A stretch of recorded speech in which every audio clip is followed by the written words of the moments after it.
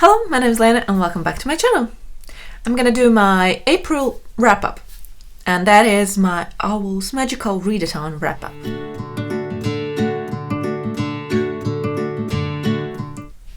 I'm in a bit of a weird mood. Why? Who knows, but I want to film the wrap-up, but at the same time I don't want to. Do you know the feeling? So, April was Owl's Magical Readathon month.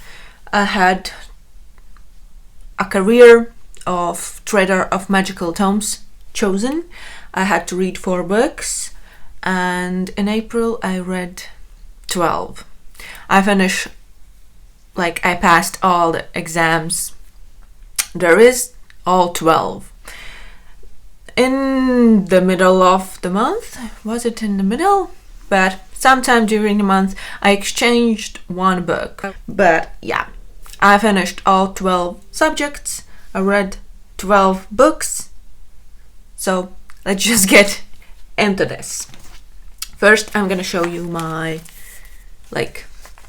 these are the books I read, and here you can see colored and the pages every day I read. And in total I read 3,507 pages over those 12 books. I don't know how to do this. I think it's gonna be quicker if I don't mention the subjects. There are 4. You can check my vlogs. If you're interested, I vlogged all my experience. But let's just get into the books I read in April. The first 3 books I read was series. I read the whole Girl Online series by Zoe Sugg. I had read the first book, I don't know how many years ago, but I reread the first one and then read the rest 2 in the series. I'm so glad I'm finally done with the series. I really enjoyed it. It's not gonna be my favorite one, but it was a good read. I think I liked the last one the best. Let's talk about the first one. I'm not gonna talk about second and third because they kinda spoilery, I guess. In the first one, the main character, Penny, she writes a blog, and her best friend Elliot is the only one who knows about it.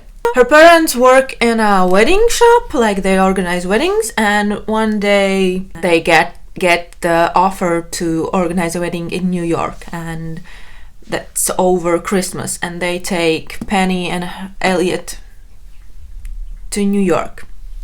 And there Penny meets Noah, and their romance starts. I didn't like that it's insta-lovey and some things, but Penny is 16 years old, so she's just a kid basically. You can't expect a lot from her. I think I didn't mention that Penny suffers from anxiety, she gets panic attacks. So that's a theme here. But in general, it's an easy read. If you need something light and easy, then this series is good for that. The next book I read was Serpent and Dove by Shelby Mahurin. I think I did the bad thing, starting this one, then reading those 3 and then finishing this one, because it I had a hard time getting back into it when I returned to it. But I really enjoyed it. It's a story about a witch and a witch hunter, and they are forced to get married. So it's hate to love romance, fantasy romance. The witches were interesting, but I kinda felt like they are these evil things, they're made evil. I liked the banter between Lou and what was the guy's name? I forgot. Reed. It was really fun. This book made me want to read historical romances that are hate to love. I haven't looked more into it, but yeah, I still kind of want to read that kind of a book, or try. How would I like it? Because I read this one and I wanted there not to be the fantasy elements, like the witch part, because I really enjoyed the romantic relationship they had. The next book is The Night is Darkening Round Me by Emily Bronte. It's a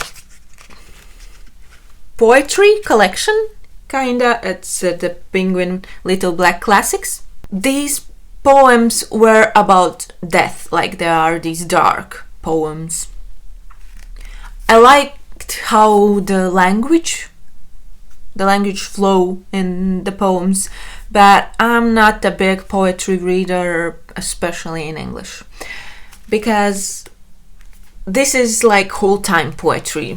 When was Emily Bronte born? I don't really know, but the language is different, and sometimes for me as non-native English speaker is hard to understand it. But some poems were really beautiful, and the language, how it was written was really beautiful. Most of the poems I read out loud. I was sitting in my room alone and I was reading them aloud because I just felt like it. It was, yeah, the language was beautiful. How many times can I say that? I enjoyed it for what it was, and knowing that poetry is not my favorite thing. This is the book I exchanged. I was meant to read, if you saw my TBR video, I was meant to read Waterloo by Victor Hugo. That was like this small, like this one too. I exchanged it and I read Daddy Longlegs by Jean Webster. This was a reread. I think this might be my most reread book because it's my favorite book. One of my all-time favorite books. It's about a girl, Jerusha or Judy Abbott.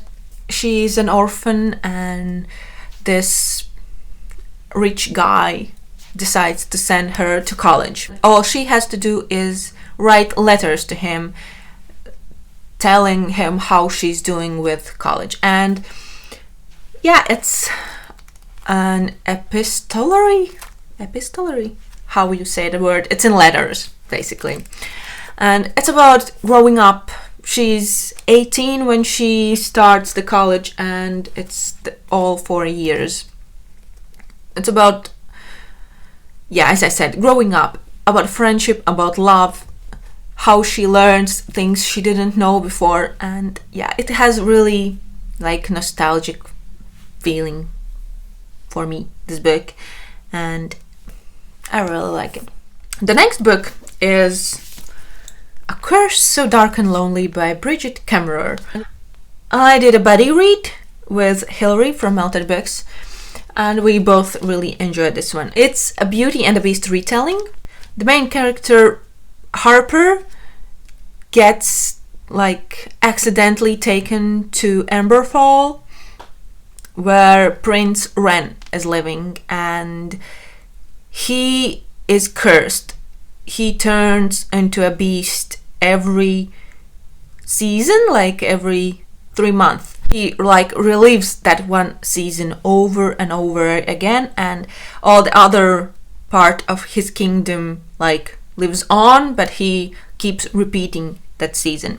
And every season his guard gets him a girl who needs to fall in love with him to break the curse. I really liked this book. I liked the relationship. My favorite character is Grey, the guard for the prince. It was a good book. I need the second one, but I don't know when I'm gonna get my hands on it. Then I read this small book, Pauks und Schmauks. It's a play, like it's a play for kids, and it has like all the scenes, and then at the end there are like sheet music for the songs they are singing. This is about two little bunnies who always get in trouble. They always don't want the best, but they always get into the trouble even when they try to do the best things. This is a story, like few stories from my childhood, but I remember listening to this radio program that is almost the same as this. Some things that was in that program is missing here, and some are here but wasn't in that one. But all the songs, like, they kept playing in my head, and I wanted to sing along. It's a lovely story for kids. That's what it is. And yeah, I really like this one. And yeah, this play is based on a story by Enid Blyton. I don't know what the story is called actually, because it's not mentioned here, but yeah, she has the story about two bunnies. Next book I'm gonna mention or talk about is Mirdinājums Ādama by Inga Žolode. This is a story collection by Latvian author. These stories are like the Emily Bronte poems about death, like really dark stories. The first one was my least favorite, but then the rest I enjoyed more. But they are, yeah, really quite depressing, but sometimes that's just how life is. I don't really know how to explain it. I can't say I really enjoyed it, but it was good. I just wanted something lighter, not so depressing. The next is a non-fiction, the only non-fiction this month, and I think I quite rarely read non-fiction, and I read A Beautiful Mind, A Beautiful Life by Liene Tsang. I liked the book, but I didn't learn anything new about how to like live your life better or what. I learned new things about the author. She like explained things with her own experience and how she was and how things she changed, how she does things differently and how that improved her, how to be more positive, how to not judge yourself and other people, because that doesn't do anything good for neither, not for you, not for the people you judge. And the weirdest part was reading about their almost failed marriage with her husband, and yeah, how they kind of fixed it and got back together knowing that they are now separated. That was weird. But yeah, in general, a lot of good thoughts, and they made me think how I do some of the bad things she talks about that we people do, and that we need to change those things we do. Then I have The Familiars by Stacey Halls. This is a historical fiction with a little sparkle of magic. It's about 1612, where in Lancashire, Lancaster, County of Lancaster, I hope I'm saying it right. There were witch trials happening. People were hanged or killed, whatever, for being a witch. The main character, Fleetwood, is married. She's 17 years old and she's pregnant. She finds a letter that the doctor says if she gets pregnant again, she's not gonna survive. The baby and her, they're gonna die. And she kinda don't understand why her husband has hid this from her. But yeah, she's pregnant for the 4th time and she has miscarried all 3 previous babies. She's really determined to keep this child, so she hires a midwife, Alice. And Alice gets accused of witchcraft, and yeah, it's about female friendship. Fleetwood wants to save her friend and midwife Alice from basically death. Well, did I explain it right? I don't know. But I didn't like the husband. It kinda get better at the end, but what at the beginning, if you saw my vlogs, you know that I had a hard time reading the beginning because Fleetwood is 17 and it's mentioned that she's been married for 5 years, so she's been married since she was 12, and I just don't know how old is her husband, but that's just gross. And thinking that at 17 she has had already 3 miscarriages is like just, I don't know, it's just disturbing. From what I know, reading like afterward, or what was it, that the characters are real people, but the places, but the things, how they happened, those are made up. And the last book I read was Wild Magic by Tamar Pierce. I don't know how to explain this one because I didn't particularly enjoy it. I just read it and finished it because I wanted to finish 12 books in April. So I just pushed my way through it. It's like in this world, there are people who have magic. And the main character, she has run away for some reason, and she meets this woman, I think she was a woman, and she hires Dane because she's good with animals, and she needs to gather the ponies she has bought and take them to her land. Like, I think that was it. And on the road, it gets clear that there is something with Dane, that she has some kind of magic, even though she says she doesn't have it. Dane is really good with animals. She like understands them. It's like she can talk to them. She goes with the lady and she gets a chance to learn about her magic a bit.